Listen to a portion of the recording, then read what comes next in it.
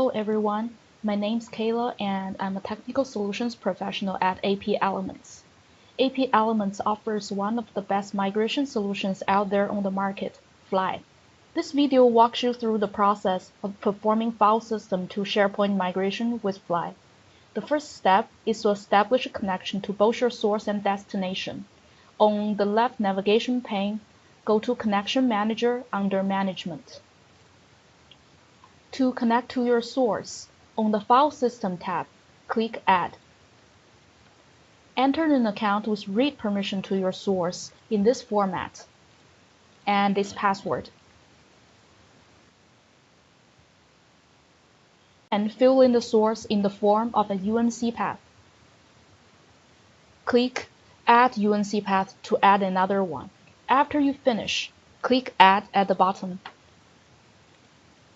Once this page is closed, you can verify if your connection has been successfully established by reviewing all the connections displayed on this page. To connect to your destination, on the SharePoint tab, click Scan.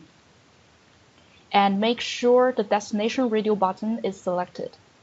If your destination is a SharePoint on-prem environment, keep the Scan SharePoint on-premises site collections box checked and enter the URL of your farm's central admin site, together with the credentials of an admin account.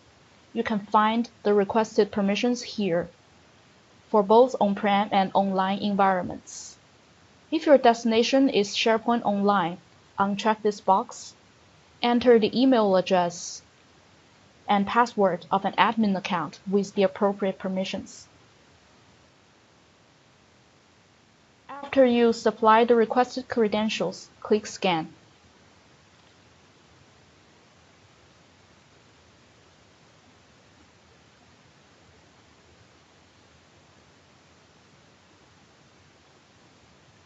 All of your destination site collections will be displayed here. Check the boxes next to the site collections you would like to add as a destination and click Add.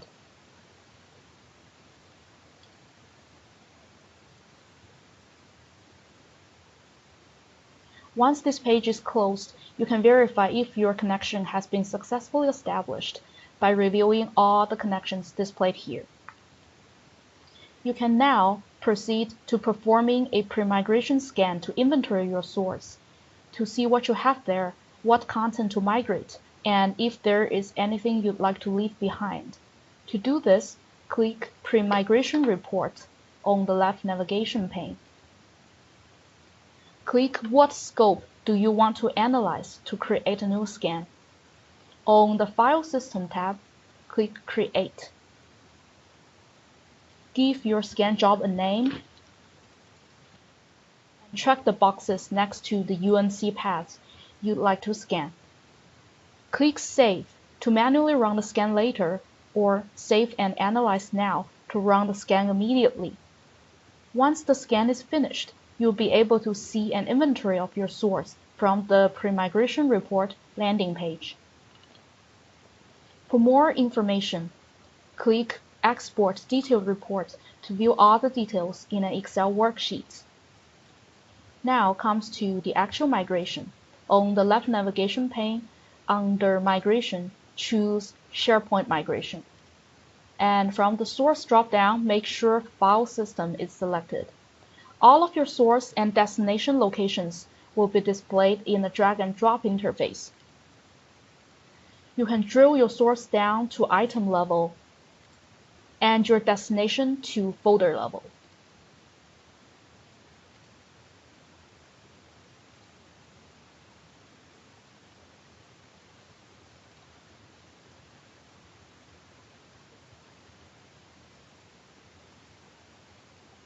To perform a migration, expand your source and destination to the desired level, then simply drag your source over and drop on the destination location. This is called a mapping. Alternatively, if you would like to create a new container of the same name as the source, drag your source to drag here if you want to create new libraries or folders in the destination. Repeat this process by dragging and dropping source content to your desired destination locations until you finish all of your mappings. If you have a complicated source environment in which the content you wish to migrate is all over the place and it's a hassle to navigate everywhere to drag and drop, you can instead use the import mode. From here, download a template CSV file. Fill in the mappings according to the example, then import it back to Fly to continue.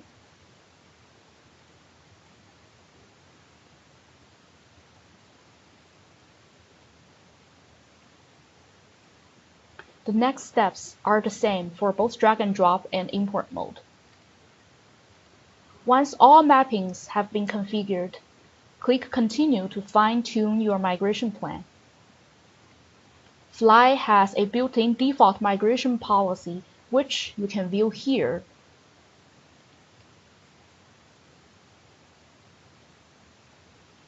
Or you can opt to create a new one. Give your new migration policy a name. Configure conflict resolution at both container and content level. Optionally create filter and a series of mappings as needed. For everything you create, there are examples of what information you should fill in and in which format.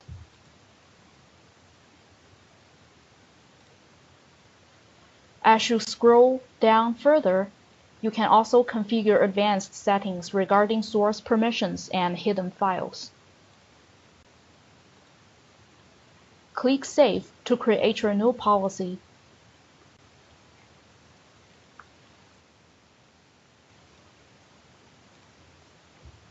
And use it for your migration.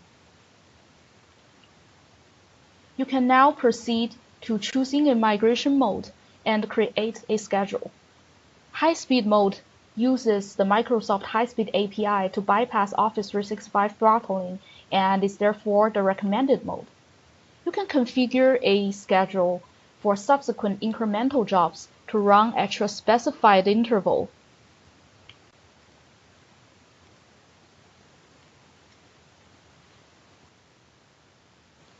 And a cutover time. When you are finished, click Save and the job will run at the specified time. Now, click Migration Status to view details for all jobs. Expand the upper pane to view the number of jobs in different status and data volume migrated from each source. Collapse the upper pane to view job information. You can see migration source and all the mappings included in the job. Should you encounter failures or exceptions, you can download job details and logs for troubleshooting. The job details will include a report of every object that has been included in your job, and you can see if they've been successfully migrated. After you fix whatever issue causing job disruption, simply click Rerun. This will start an incremental job immediately that will bring over everything that failed in the previous job. Thank you for your time and enjoy your migration with Fly.